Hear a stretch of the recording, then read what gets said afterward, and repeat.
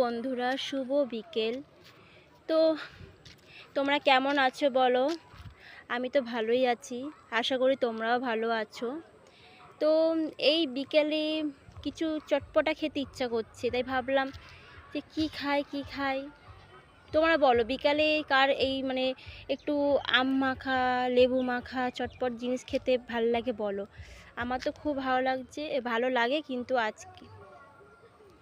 এখন তো আমার খেতে খুব ইচ্ছা করছে। দেখি কাকিমাকে বলি কি বলে, কি করা যায়। চলো কাকিমার ঘরে যাই, গিয়ে জিজ্ঞাসা করি কাকিমা কি করা যায়। কাকিমা, ও কাকিমা বলো। আমার না এখন কোন চটপট কিছু খেতে ইচ্ছে করছে, চটপটার মতো। চটপট আম মাখো, খাও। আম মাখবো? আরে না, তোমরা আগে থেকেই প্ল্যান করে নিয়েছো খাবার, আমার খুব ইচ্ছা করছিল খেতে, আর তুমি। এই যে আমি আমার কাকিমাই আগে থেকে ভেবে রেখেছিল যে আম মাখা করবে, আমি জানতাম না। আমার কাকিমা খুব ইচ্ছা করছিল জানো, যে কিছুটা চটপটা খেতে। ভাবছিলাম আম ফাপ তো সব গাছে পেকে গেছে, তাহলে একটুখানি লেবু মাখাই করি। তুমি যখন ভেবেই নিয়েছো আম মাখা করছে, আম মাখাই হোক।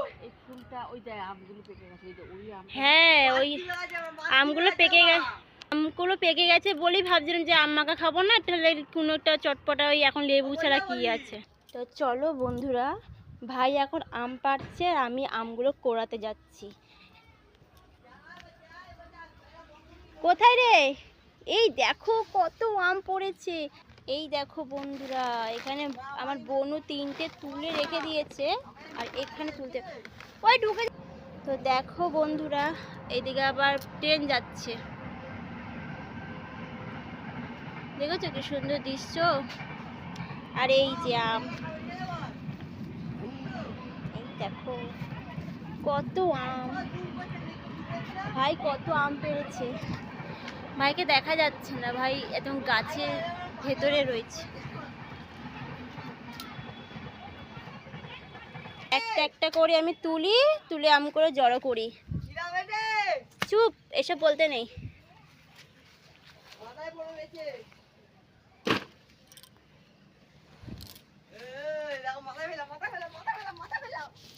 ইস, তুই তো জলের মধ্যে ফেলে দিয়েছিস। জলটা নোংরা মনে হয়। কত আম কুড়িয়েছি দেখো বন্ধুরা, কি বড় বড় আম। এই দেখো ভাই, দেখে আমার মাথায় ফেলিস না আবার।